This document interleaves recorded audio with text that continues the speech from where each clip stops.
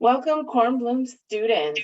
This is our career week 2022. We're repeating for next week and from last year. And I would like to introduce Derek Hatchett, who is my one and only godson. And he is a data center project engineer for Amazon. Welcome, Derek. Thank you. Thank you. Thank you for having me, Ms. Bobo. I appreciate that. Thank you. All right, so we're going to get started. You can just, you can use your PowerPoint as your guide and just kind of talk through it, or yeah, go ahead.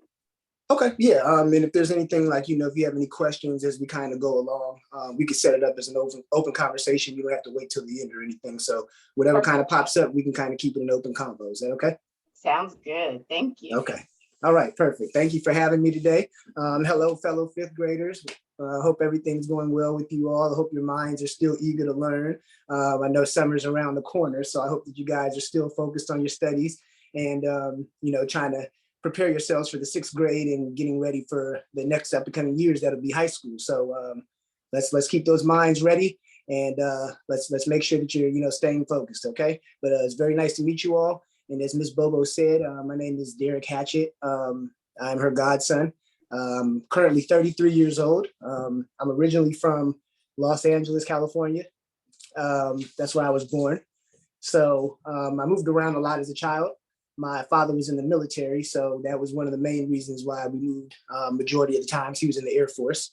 I moved from here originally in California, from Los Angeles to Maryland, or outside of the Washington, D.C. area. After that, moved down to Atlanta, Georgia for a few years.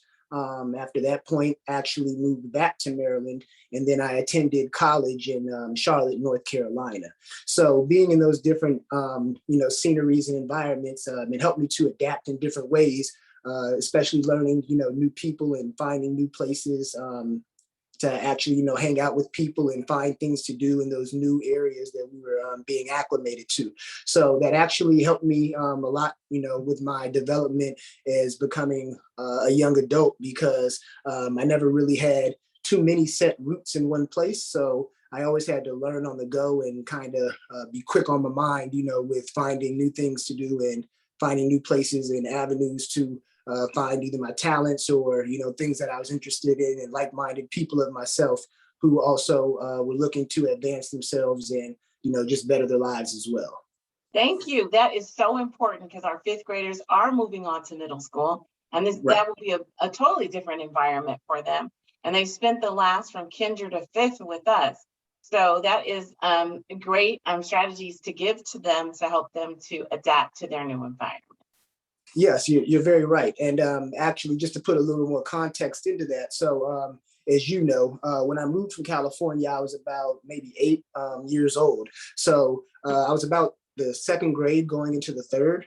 And when I moved to Maryland, we started a little bit earlier in California than what it does in Maryland. So I was actually a little bit younger than most of the children that were in my class, but we were on the same learning equivalent level. But I'm just saying that to say to the young fifth graders there, it was very, I felt very challenged initially at that point and scared, because of the new journey and new places that I was going to see and new people that I might be meeting and different systems of learning that I was going to be coming into contact with. But the biggest thing and piece of advice that I could give you guys is to just keep a strong mindset, stay focused on what your goals are that you're trying to, gain out of this. And also to just make sure that you're always, being mindful that there's always going to be a challenge around the next corner as well. So as big as this challenge may seem that you're going into the sixth grade or middle school and learning new things, there's always going to be a bigger challenge around that corner. So the best thing that I could say is to try to embrace those challenges instead of fighting them, because when you push against those challenges, sometimes that can make it a lot harder for you to overcome than to, kind of engage with that quote unquote, hard time and taking it head on to kind of better yourself in the future, for the long run. Good, thank you. Yep, no problem at all.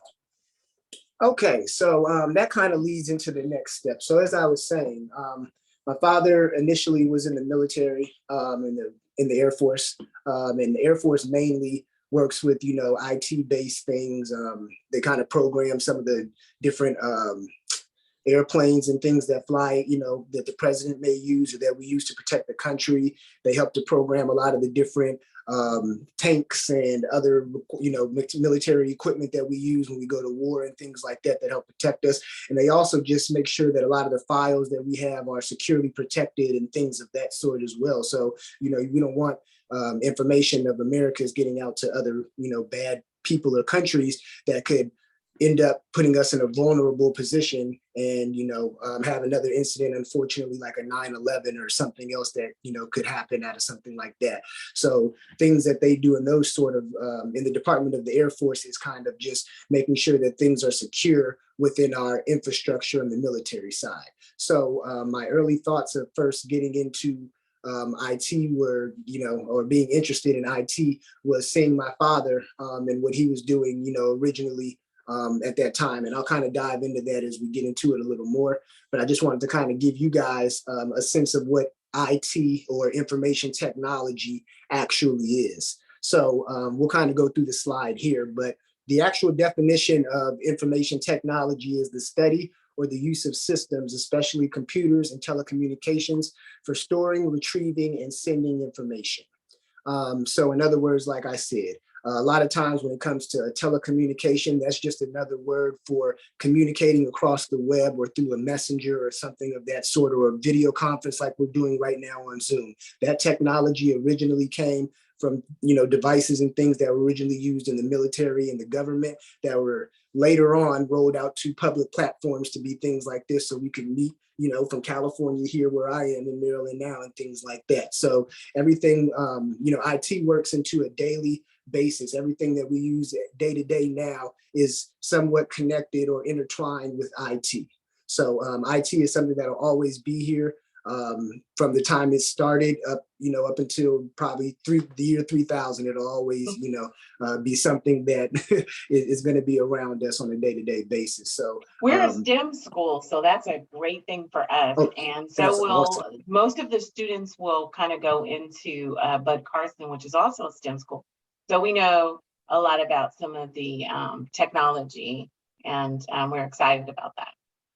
That's awesome. I love science texts, electronics and math programs. Those are very, very powerful programs for our youth. And I've actually seen and actually been hands-on with a few high school and middle school students throughout a few of my jobs in the past, where we've helped them and come to speak to them, during certain programs, for STEM programs and projects as well. So that's something that's very beneficial and gets the ball rolling in those thought processes and those, those juices in your brain kind of floating, to jump into something like this. So that's definitely a great path to start off with for them now, especially with what we're talking about. So if they're definitely into engineering or mechanicals, things like that, what I do now is actually dealing in the realm of both of those. So I'll dive into that as well. But that's definitely a great starting point and a great foundation for them to be involved in a STEM program at this time. All right, so learn your math and your science, students. That's right. That's right. Math and science is very important because you're going to need those on a daily basis when dealing with IT, and just in general. You want to make sure that you can keep your amounts and funds, accounted for. So you want to always make sure that you can, do your math quickly, effectively, and make sure that you're staying on top of your sciences as well, because those things come into daily life on a regular basis. Good. All right.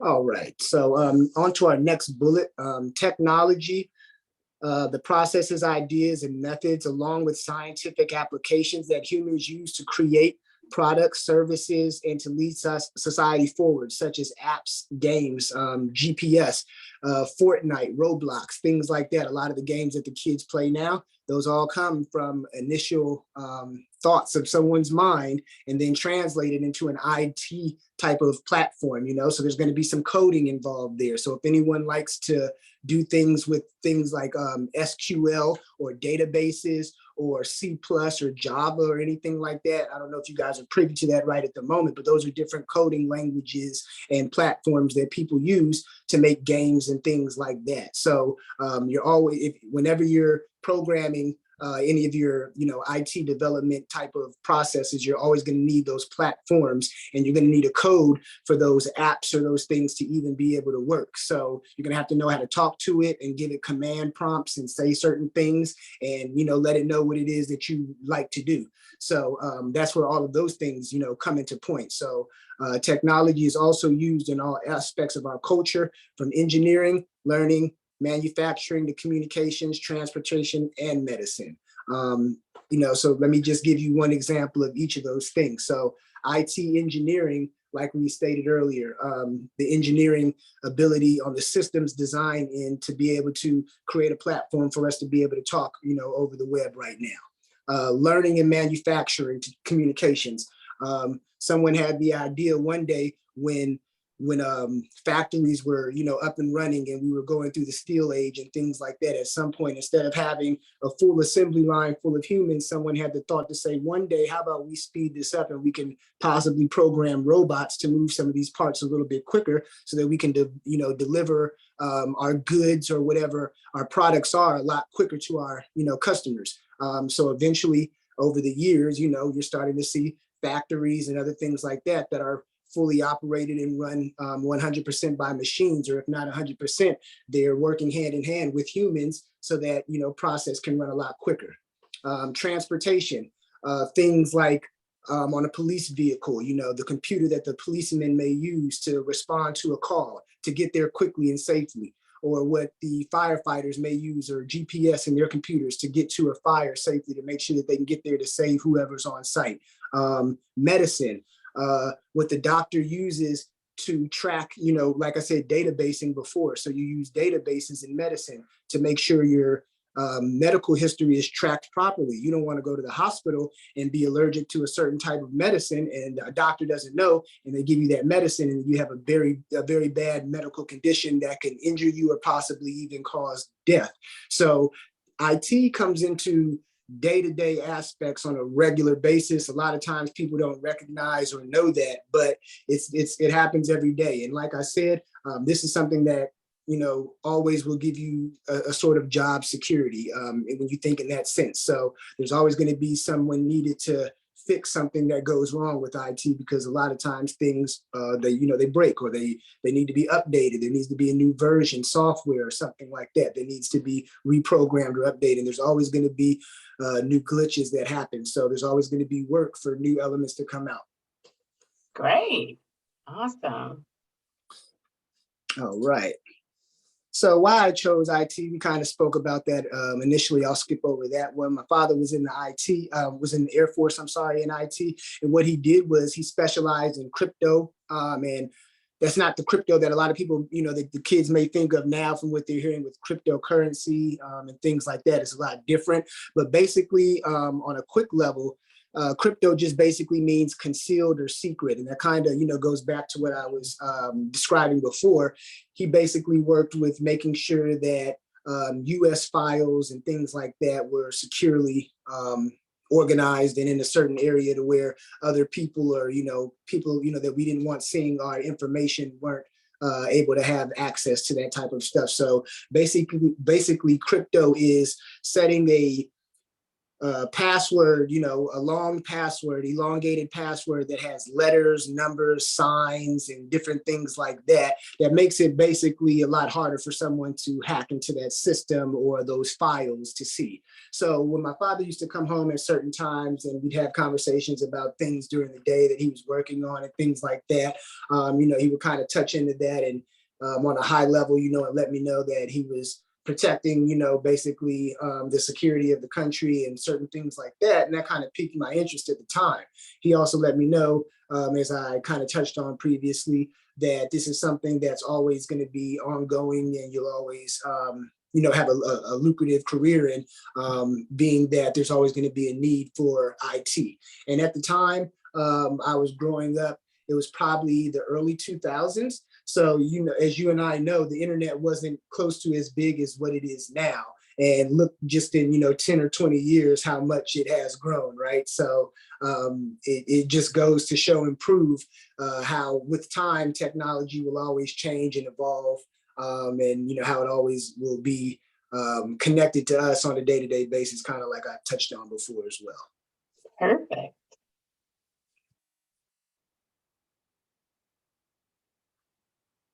Okay, so why I chose IT as well. So entry level, if you guys don't know, entry level just basically means that when you get out of college, or once you graduate high school or college, you don't really need too many prerequisites, or you don't need much background actually in the job field before obtaining this type of job. So one of the main reasons I was also interested in IT was because the entry level salary on average for someone in information security ranges anywhere from $49,000 to about $93,000 a year, which I thought, was a pretty good, a pretty good money, career to have, right? That's a lot of money, and the students know about that as we've been diving into careers and looking at some of the pay ranges.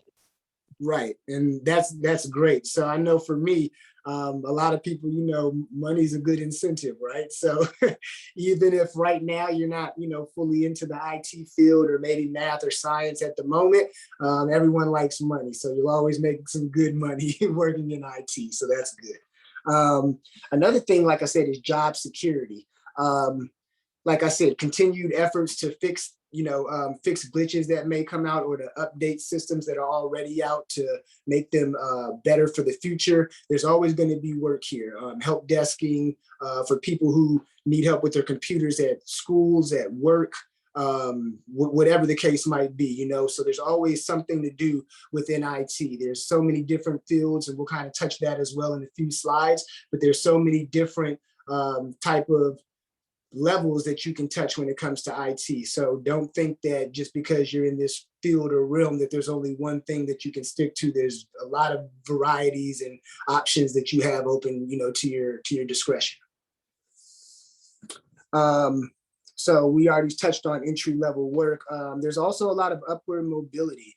In the IT field, there's a lot of what would be called turnover in certain positions. So if you guys aren't familiar with the definition of turnover in the work field, that just means that people come and people go in a relatively quick amount of time. So some people may be there for 6 months to a year. Some people sometimes stay shorter. And then a lot of times there's people who have been in positions for 4 or 5, 6 years. Where I currently am, I've been there for going on 5 years at the end of this year. So it kind of just depends if it's the fit for you, or if you're looking to achieve something else, or if you find an interest, in something else in the IT field. But saying that to say, I've had a chance to actually promote, from within my position to 2 different roles, just from learning those certain aspects of the new roles on the job. So I actually started off as a network technician. And basically at that point, we were doing what's called troubleshooting. And basically troubleshooting is where you have an error with a device or a system, and you log into that device or system and you find out what the issues are. You do different steps to mitigate what the issue is and fix it so that it doesn't happen again, or so that you can fix it until there's a patch, which is basically a quick fix for what that issue might be. So I started off as a network technician, doing troubleshooting. I was there for about a year, left that position as a network technician, and then started off as a network engineer. So at that point, instead of doing the fixes and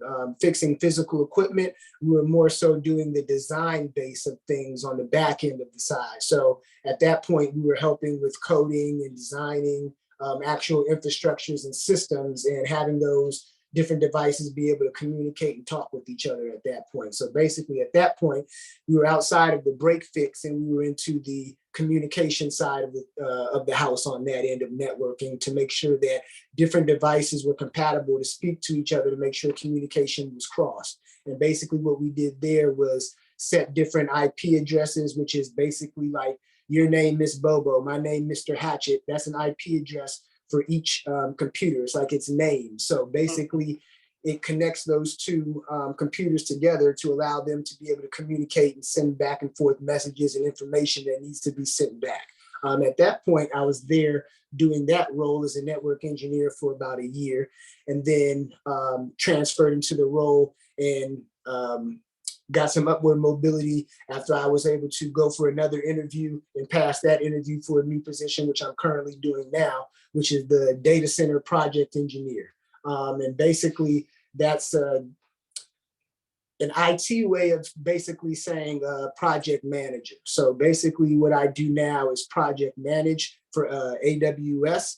And basically now I'm a liaison, which is kind of like a middleman in between AWS and our customers. So we have data centers, and data centers are basically really big warehouses with about 1,000 or 2,000 up to 10,000 what are called racks. So these racks are big IT boxes basically, and they have routers inside of them that are all programmed to communicate. So now what we do is I get with AWS. We have a new project that is assigned to us. It comes out. I'll reach out to a vendor who are the customers. They'll come out. We'll walk the job out. We'll do a job walkthrough. So basically, we'll walk into the data center, walk through, discuss what the scope of work or what's going to be expected out of the project and what we plan to do. We'll go ahead and discuss what's expected when we want it to be the project to be handed off and delivered, what requirements we expect the vendor to handle for us, what will be taken care of, and then discuss, of course, the pricing that will cost for this to come together. At that point, we will assign the contract to the bidder or the vendor that we feel is the best suited for the project. And then we basically oversee that project to make sure everything is running along to timeline and making sure that all the requirements have been upheld and standards that we're looking for are being met. And at that point, we do a final walkthrough of the project, make sure that everyone is signed off on it with my partner teams that I work with within AWS. And then at that point, we'll close out that project and then start over that process again with a new project. So now basically I'm project managing for IT projects. So I literally started from what you would call the ground up in that aspect of IT, from literally, laying on the ground and on the floors and things, fixing physical equipment, to actually starting to develop and design that equipment. And then later after that, now managing the projects, to even get that equipment installed.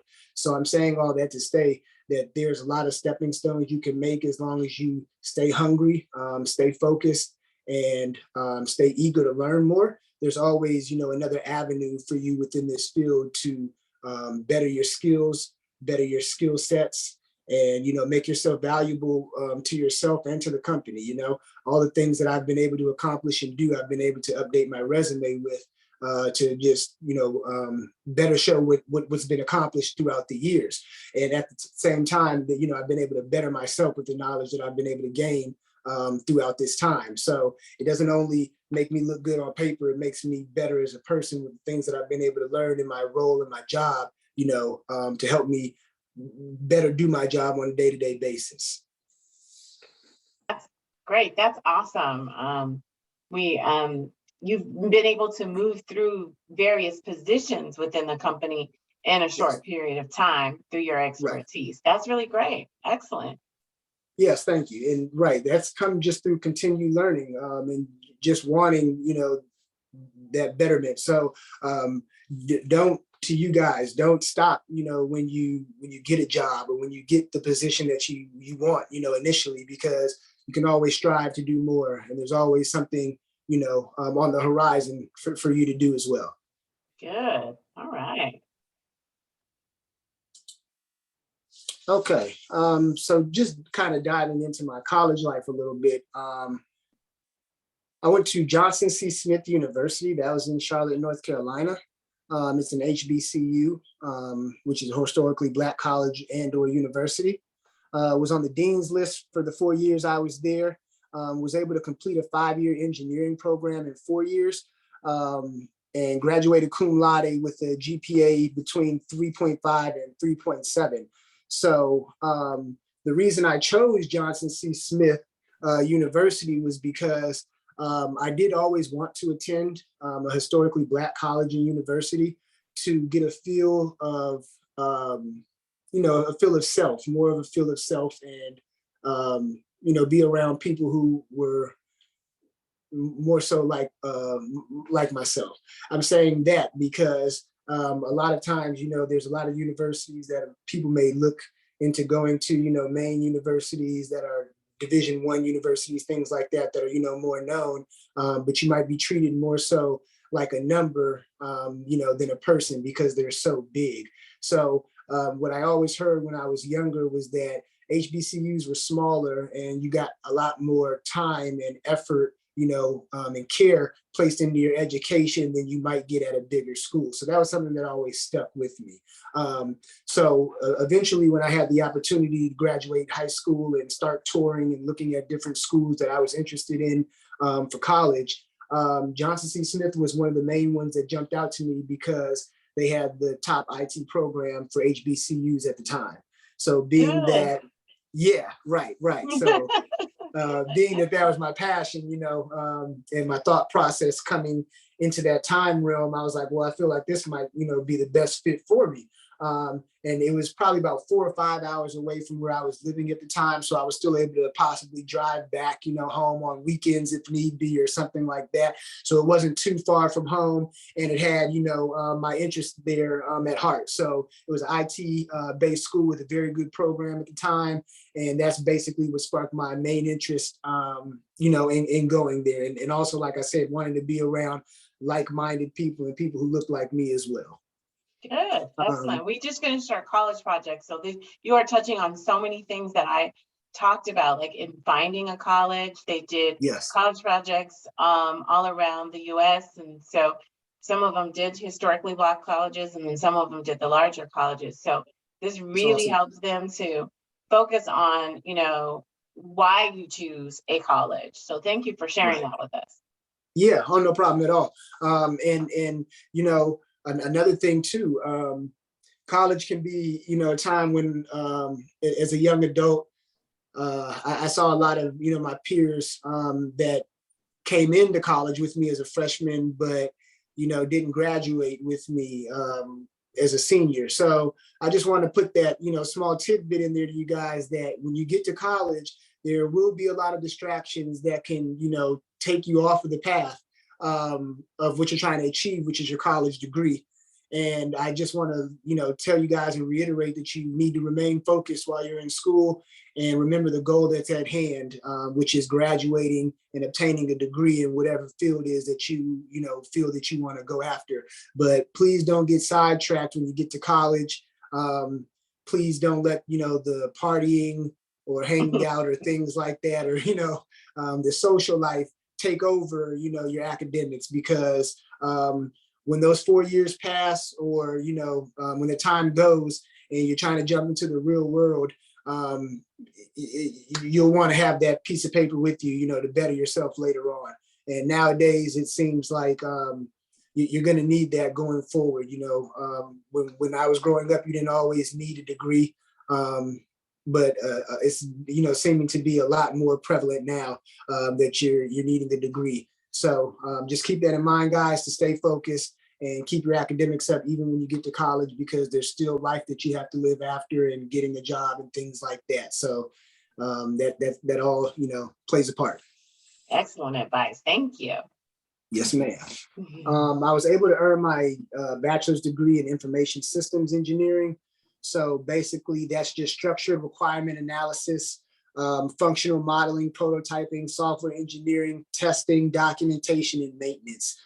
So basically it's system development where we're maintaining the system, developing that system, updating that system, we're testing it, we're keeping documentation as these phases or these parts of the project continue along to make sure that the next person behind can read up on it and follow the full process of how things go.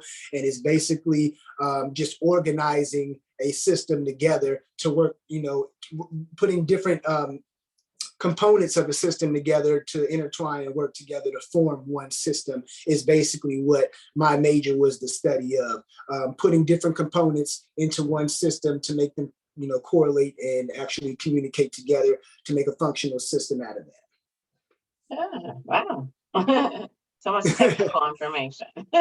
Yeah, right. It's technical, but it's really now it's not as hard with what I do now. That was more so just getting the foundational rules and things down at that time when I was learning. What we do now, as far as my day to day, is more so on the managing side of the projects, but it's still in the IT field. So anyone who may not want to do as much math or doesn't want to do all the science, like I said, there's different avenues that you can jump into. You can be a program manager, a project manager, help desk technician, so many different avenues to travel down, depending on what your specialty or what it is that you might be interested in. Oh, and I also wanted to say, another reason I went into information systems engineering was because me personally, although I like math, I didn't want majority of my college classes to be math courses. So information systems engineering was an avenue that allowed me to still stay within the IT realm without as much math, because my original choice was going to be computer engineering, but 95% of my classes were going to be math classes, and I didn't want to go that route. So going the information systems engineering route actually allowed me to have about 75 to 80% computer classes and maybe 20 to 25% math classes, which better fitted what I was looking to do. So just, be cognizant of those things, you guys.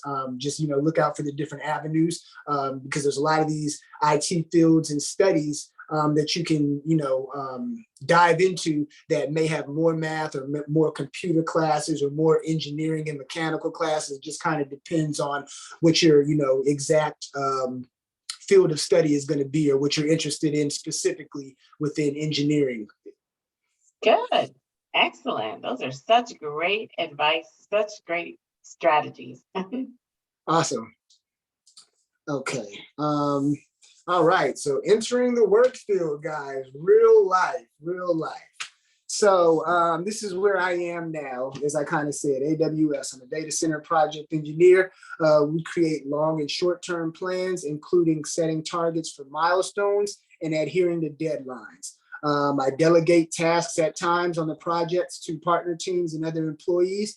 We make effective decisions when presented with multiple options for how to progress with the project. I serve as a point of contact for teams when multiple units are assigned to the same project to ensure teams' actions remain in synergy, communicate with executives or the board to keep the project aligned with their goals, and we perform quality control on the project throughout development to maintain the standards expected, as well as adjusting schedules and targets on the project as needed or financing with the project change.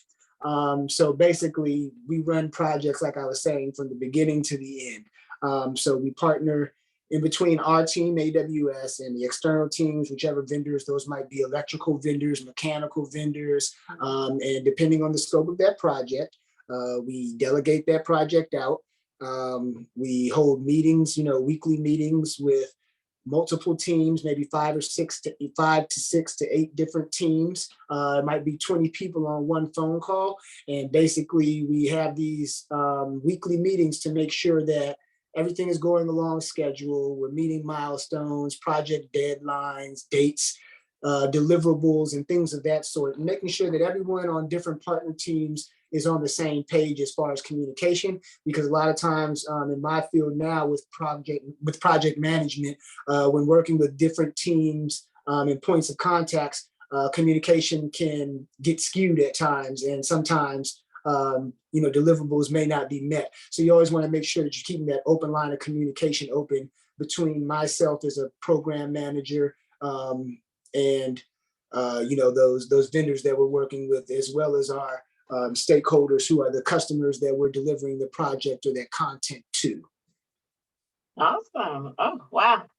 So much work. Right, yeah. It gets hectic sometimes, but a lot of the time management that I was able to learn throughout school with managing different class loads and classwork, as well as in high school, helped me out, up until this day. So being organized and time management is definitely something that you guys, want to look into, or make sure that you set time aside for, to plan things out like that, because that's something as well that will be in your life from now up until, to your old people. You always need to plan, and effective planning makes, the job a whole lot easier, not just in a work environment, but in your day-to-day life. When you plan things out and you keep things organized, like during your homework or setting times to eat food, watch TV, play outside, do your homework, do some extracurricular activities like your STEM programs and projects,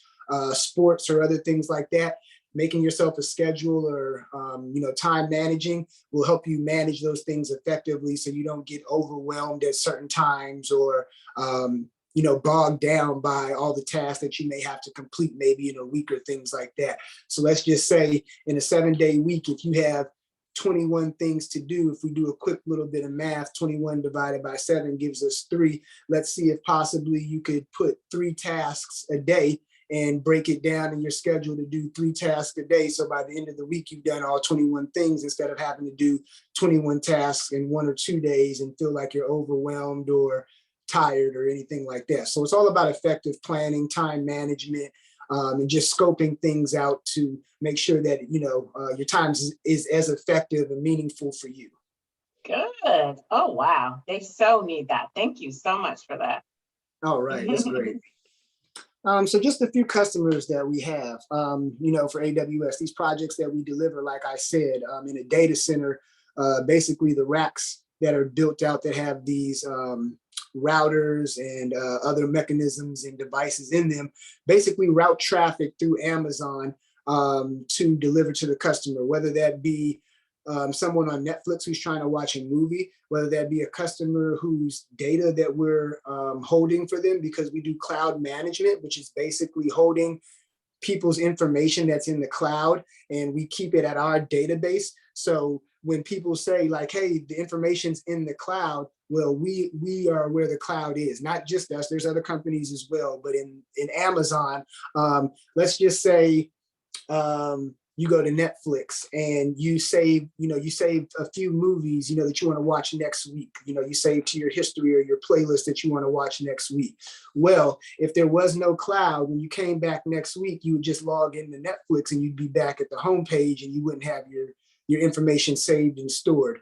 Our data centers and those racks, just for an example, when you hit that save button of save your movie for next week, and you come back next week and your movie is still there saved, the cloud is the devices that we have in those data centers. Your information is stored on those systems. So basically we're protecting your information and certain things of that nature, banking information, people's account information to log into certain different devices or platforms and tools and things like that. Documentation, that people may be holding, like for what was their name? What was the I'm trying to think of the tax company. What's the tax company's name that you TurboTax? So TurboTax is someone so like holding people's information for TurboTax and things like that, and records like that. So basically that's what the cloud is. We hold these devices in data center that basically keeps people's information stored there for you to be able to retrieve it at a later date.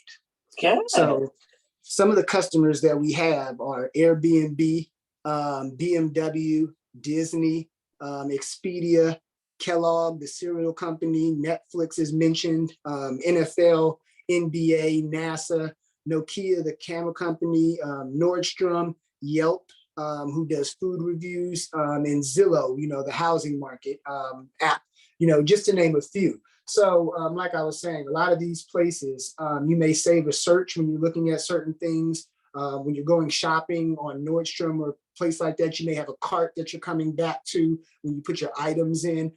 Playing games like Roblox or other things like that. These are all things that are on our platform, things that we host. These are customers of ours. So these projects that we do, although when we get a project, they're not saying, oh, this project is for X, customer. These projects we deliver are to keep these customers' networks and information systems, settings going. So basically, we uphold and maintain their systems, which basically fall back into the realm of what I was studying in the beginning. Good, excellent. Okay, so a few different opportunities that IT offers. I know, Ms. Bobo, that you said you guys have kind of jumped into this a little bit already, but here are just a few, high-level things that IT offers, and there's a lot more. I didn't add everything. These are just a few that I found, pretty quickly. So, a help desk technician, the annual salary on average is about $41,000. Job growth per year is 8%, which is great. And the only requirements you need there is knowledge of computer systems and troubleshooting. And basically that's what I started off as, and that's an entry-level position. Like I was telling you guys before, a position where you don't really need too much, prior knowledge of. You can really learn a lot of these things on the job. And most of these times with the help desk technician type of position, you're gonna need to learn on the job because it's gonna be specific to whatever systems you're working with in that job as to what you're actually going to be doing. So even if you have knowledge as a help desk technician and you troubleshot things before, doesn't necessarily mean that you'll be able to do the exact same methods at the next position. So a lot of times you'll be learning on the job regardless. So that's something that you can jump into with not having too much prior knowledge of. Okay. An IT technician is pretty similar to a help desk technician. You just have a little bit wider knowledge base at that point. So it makes a little bit more, about $5,000 more per year, about $46,000 a year with the same 8% annual growth, which again is very good. And that's again, knowledge of computer systems and troubleshooting, but with certifications or an associate's degree, bachelor's, or anything of that sort. So like I said, it's pretty much along the same line as a help desk technician, but you just have a little bit more knowledge base and or a degree with you as well. A web developer, they make about $77,000 a year, 8% annual growth as well. And the requirements for that is the ability to program. And you usually need an associate's, bachelor's, or a master's degree for one of those roles. And a web developer would be doing anything along the lines, like I was saying before, C++, script, Java. You'd be on the back end, or what's called the back end, which is the programming side of systems. So when we go to a website and you see how the website looks, it had to be programmed on the back end, which is the coding side of the platform. So the people who would be doing web development would be developing websites, web pages, things like that for a company or a customer. Okay. A system administrator, they make about $84,000 a year, 4% annual growth. It's been growing faster over the past few years, as it says, but the requirements there would be experience with computer systems as well. But basically as a network admin or a systems admin at that point, you would basically be overseeing a system. So let's say at my job, AWS, we have a system out, and basically that system runs all of the devices that are in a certain data area. The system admin would make sure that there's no spike in levels, to make sure there's no heat temperature spike levels, to make sure all conditions are 100% good, to make sure all of the components within that wheelhouse or that certain warehouse are able to function properly. They're basically like an overseer of all of the components that are in a specific space. So they make sure that all of the systems are running correctly and that there's no problems or any systems haven't been degraded or taken offline or anything like that, making sure everything's basically running properly. Good. Mm-hmm. A system analyst, They make about $90,000 a year, and that's a little step up from a system admin. They have about 7% annual growth, and they have certifications, associate degree, bachelor's or equivalent. And basically, it's the same thing as a systems admin, but before you as the analyst would give the information to the administrator, and then the administrator would go out and investigate what the analyst has analyzed. So basically, you are the point of contact when the system first either goes offline or experiences some type of lag or glitch or anything like that. And they're going to reach out to the system administrator to say, hey, I'm seeing something wrong on this system. Can you please go check it out to make sure everything's okay? And that person will physically go out and check. We have a database administrator. So like I was telling you guys before, when it comes to like records keeping, medical records, tax records, a lot of different records, you know, that may be needed, insurance records, other things like that. That would be something that a database admin would be working on. So basically you would put all of the settings into something like an Excel spreadsheet, and then you would put in what's considered CSV code, and you would write that code to pull all of your information from your Excel spreadsheet and to populate whatever database that you're filling in. So anyone who's interested in what's called SQL, which is another writing language, that's SQL based. I don't know that personally, but that's the platform that you would need to learn in order to write that type of code. So if anyone's interested in that, look up what's called SQL or SQL. Site reliability engineer. They make about $126,000 a year. Big growth for them, 34% annual growth, much faster than a lot of the other IT fields out there. Experience with site reliability or DevOps, which is also called development ops. So basically, excuse me, a site will be created, and this person here basically maintains the structure of a site, a website, to make sure that if 1,000 people log onto this website in one day, that the website doesn't crash, and now this website can't get any more customer traffic, which means they could lose sales and revenue, which then is never good for business. So you want to make sure that your website or your web pages or whatever site that you're hosting for your customers, whatever that may be, you know, is available to them. Even in AWS, we have internal customers that we use, you know, that systems need to be available to. The external customers, you and I both are probably a Netflix subscriber, right? You know, you don't want to log into Netflix and then we may have logged into Netflix before, right? And it says, you know, temporarily down. Well, no one likes to see that. So that's what the person who's known as the site reliability engineer would ensure, and make sure that those systems are up, your site is working properly, and that we don't have those glitches, to make sure your customers are staying happy. Right. We've got a software developer. So software developer, that's the main coder that you're probably going to run into, someone who likes coding. Coding wasn't too much of my forte. I wasn't, you know, it's not too hard, because I'm sure there's a lot of, you know, you fifth graders who probably know some coding already, and that's a major applause to you guys. But it was hard for me personally to understand coding. So I went into a different route. But if you like to be a software developer, you're going to need to know coding frontwards, backwards, sideways, upside down, every which way, because that's all you will be doing. So as you develop software, you will be coding that software to act or to do what it is you're commanding it to do. So it's going to take different coding languages to talk to different type of systems, or to produce them on different platforms. And you're going to need to know those different prompts and languages to be able to properly tailor that device that you're trying to develop. We have the Black Engineering Summer Program that comes to, and our students are able to participate in that, and they learn the basics, the very basics of coding. So, Awesome. you know, with COVID, we haven't been able to gather like we have in the past, but we usually send about 6 or 7 of our 4th and 5th graders to go from each grade level. and many of them really enjoy it. That's awesome. That's great. That's awesome.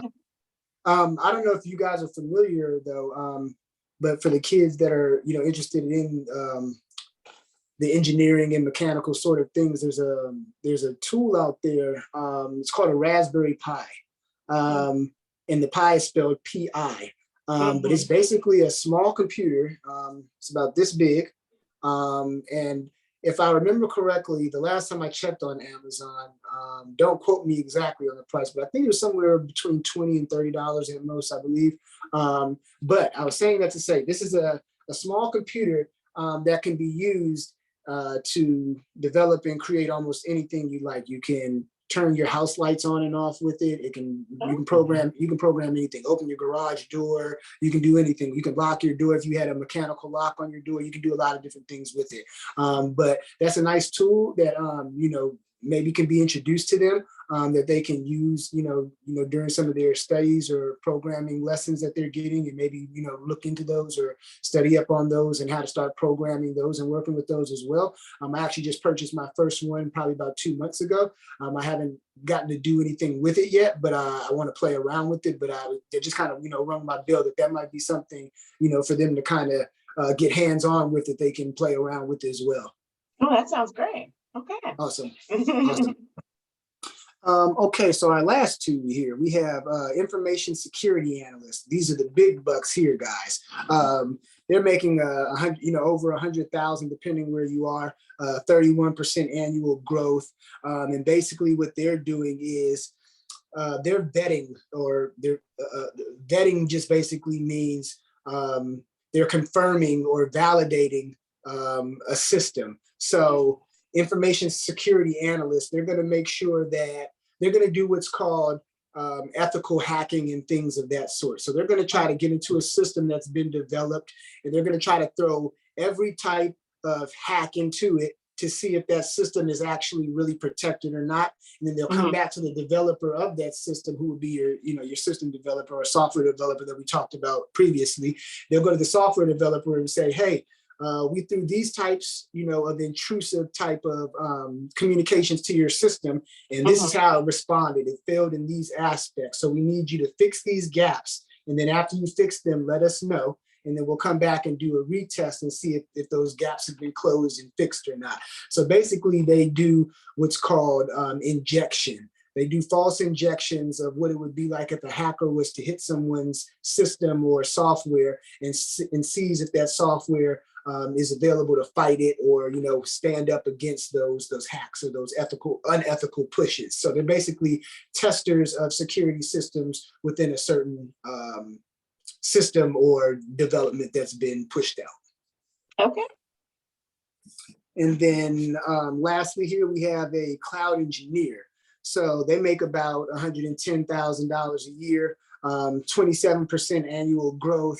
Knowledge of cloud platforms, and usually have a degree, bachelor's or master's. So a cloud support engineer basically will maintain from virtually, though, they'll maintain virtually those racks that I was basically mentioning earlier that might be in a data center. So what they'll do is they'll get the IP address like we were talking about earlier, which is like the name or a host name. They'll get a host name or an IP address of a certain device that they want to look into.